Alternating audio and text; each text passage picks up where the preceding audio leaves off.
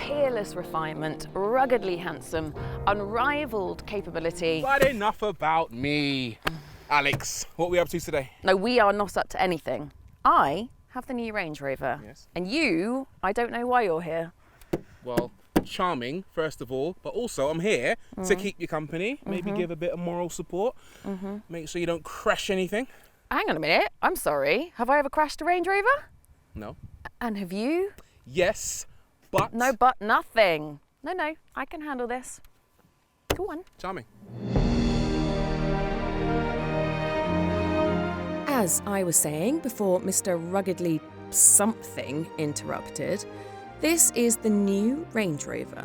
It promises everything we expect from the previous models: luxury, refinement, plus incredible ability on and off-road. But this new model is said to be even better than before, thanks to an all-new platform and all-new engines, including diesels, petrols, and plug-in hybrids.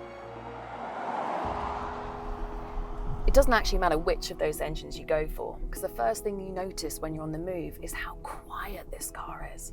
It's virtually silent, and that is partly down to the fact that it uses a lot of sound insulation, but it also has active noise cancelling. It actually has speakers in all 4 of the main headrests, which cancel out any tyre noise or engine sound, a bit like your fancy headphones, and it's apparently 5 times more effective than the previous system. And then there's the fully independent air suspension. Honestly, this is one of the smoothest cars I have ever driven. It's right up there with the Rolls Royces and the Bentleys. It's like driving on a cloud. That suspension, with its adaptive dampers, can react within 12 milliseconds to changes in the road surface.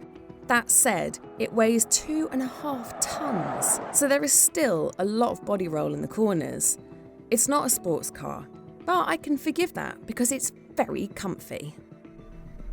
One thing I do really like is the all-wheel steering. So above certain speeds, the rear wheels will turn in the same direction as the front, so changing direction is much more smooth. Then at lower speeds, the rear wheels will actually turn in the opposite direction to the front, which means you can turn in really tight circles. In fact, the turning circle is less than 11 meters, which is about the same size as a medium-sized hatchback. So when you're driving in town, this car actually feels a lot smaller than it looks. Speaking of which, even though this car is massive, the rear wheel steering makes it super easy to park. But if you are rubbish at parking, auto park.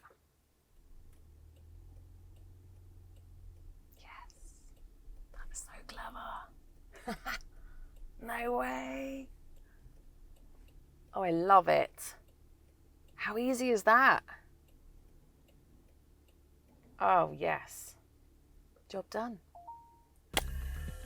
Looks-wise, the new Rangy is very smooth, with a sleek front grille and active matrix LED headlights that are super bright at night without dazzling other road users. It's 100mm longer than before, at 5.1 metres. These side grilles serve zero purpose, but they do look good. This car has 22-inch wheels, 23s are available. The C-pillars are all glass for a more premium look, and there's a giant sunroof with not 1 but 2 shark fins, one for a camera and another acting as an aerial. As for the boot, it has a split tailgate that doubles as both a seat and an umbrella. And if you spend some extra cash, it even comes with extra speakers in the boot lid, so you can listen to music while you watch the world go by. Honestly, it's a little bit too soft looking for me, but luckily, it's still very much a proper Range Rover.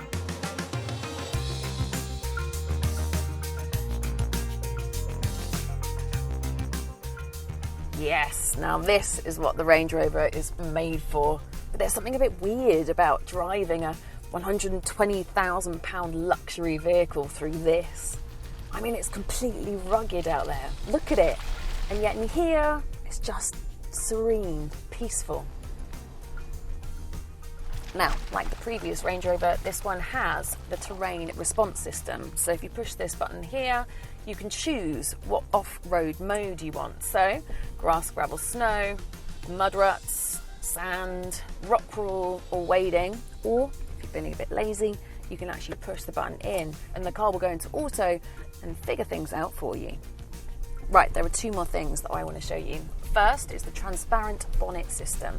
So if you push this button here, it actually uses the cameras around the car to give you a virtual view through the bonnet. Right, let me show you something else. This is the 3D camera system, which uses, again, the cameras around the outside of the car, but this gives you an outside view of the car. It's like being in a computer game. Maybe my favourite bit about driving a Range Rover, though, is getting it wet. There's an updated wade mode, which closes up all the vents to stop water leaking inside. It also jacks up the air suspension to its highest level and shows you how deep the water is on screen. Not that many people would ever do this, but you can go as deep as 900mm, which is as much as a Defender.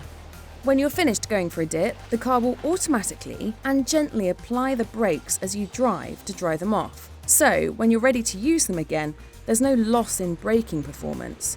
And the best bit of all that is because it's very much watertight, you can summon a random friend who you told to get lost a few moments ago to discuss the finer points of the interior. I'm not your slave, you know. But why are you here? You need to make yourself useful. Okay, in all seriousness, I kind of get the sense you're not really a big fan of the car, like, on the outside. No, I have to say, I have warmed to it. I just like my big cars to be a bit more grrr. Oh, so it's like, it's not ruggedly handsome enough. No, it's a little bit too sleek. Ah, okay, all right.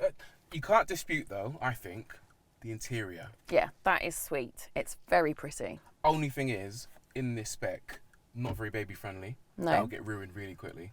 I love the screen. Easy to use, very pretty. Yeah, I do like this. It's all, do you know what it is? It's the resolution. It's so sharp, and the tiles, the vertical tiles, they look great. It's responsive. And the shape of the actual screen as well. It's curved, isn't it? Yeah. Like follows the contour of the dashboard. Yeah, That all is of it good. does. Also, there's Android Auto and Apple CarPlay. Have you seen the air purification system? I have not. So this not only tells you the air quality outside of the car, but it also tells you air quality inside of the car and purifies as you drive along. Fun fact. Fun fact, it's detecting my aftershave, so it's giving me a high rating. That's low. That is a low rating. No, that actually, apparently the filter is so strong that it actually filters out COVID particles. That is pretty impressive. Also impressive is the back, which is available in a range of configurations.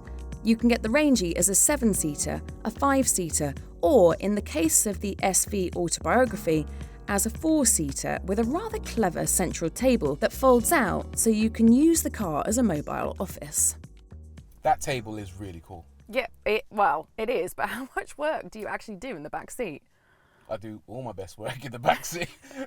God. No, in all seriousness, it's a nice cabin at the back of the car, I think. And that long wheelbase has obviously got loads of space, but in here, I mean, you're pretty tall, but it looks like, Yep. you know, there's still quite a lot of room. Yeah, even the standard wheelbase has been stretched slightly, so legroom's good, headroom, Yeah. decent. Yeah, no trouble whatsoever. I love this as well. The sunroof. Yeah.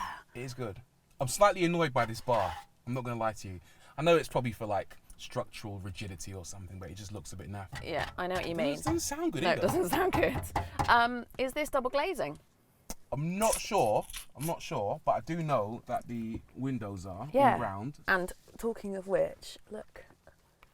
That is nice. So it's like on an airplane. Yeah. You can- So that works for your noise cancelling, but also, Have a you little know, yeah, little snooze. And there is a mute button here. Why does it exist? Well, because if you're an executive, if you're an important VIP such as myself, Oh my god. and you're being driven by someone, you can just press mute if you don't like their music. Like, Does it mate, work mate, if I mute you? It's not going to mute me, man. Nothing will mute me, I'll tell you that much. But no, if you want to like just take a call, you'd be like, bosh, and then you know your music will shut up. And this, so we haven't got the fridge in here, but you've Yeah. got an armrest and you've got some storage space there. That's quite good. And blowers. They're pretty cool. So they're the same as what you get up front. So you turn them to change the temperature, you pull them to change the fan speed, and you push them and then turn to get cooled seating in the back and heated seating in the back. Underneath, USB ports and having nice. a 3-pin plug at the bottom. That's proper. Yeah, I like this car. It is a lot of money though. Like, how much are we talking? So 94 grand for starting, Right. 130 for all the bells and whistles. A lot of cash. I do know that on Auto Trader right now, like roughly a Bentley Bentayga used one, you're looking at around 75 grand. So let's ask the question: used Bentley Bentayga for 75k or this for 94? Who's paying? Virtual money. Oh, then both. Good answer. And that is because it's a good car. Honestly, I would prefer it if it were just a little bit more on the rugged side in terms of looks, but it's really hard to fault it anywhere else. It's a car that, as always, does everything really well and never fails to surprise you with its abilities and its refinement. This is very surreal. This is like jungle territory that I'm roaming through in this like luxury vehicle, and it's such a surreal experience because it's so smooth. It's such a shame though that most people who buy this car are unlikely to ever actually take it on terrain like this. You know, the biggest off-roading that they're going to do is up a Chelsea curb. But it's reassuring to know that even if you don't use its features, the new Range Rover still has all of its expected superpowers in spades. This car is still very much at the top of its game.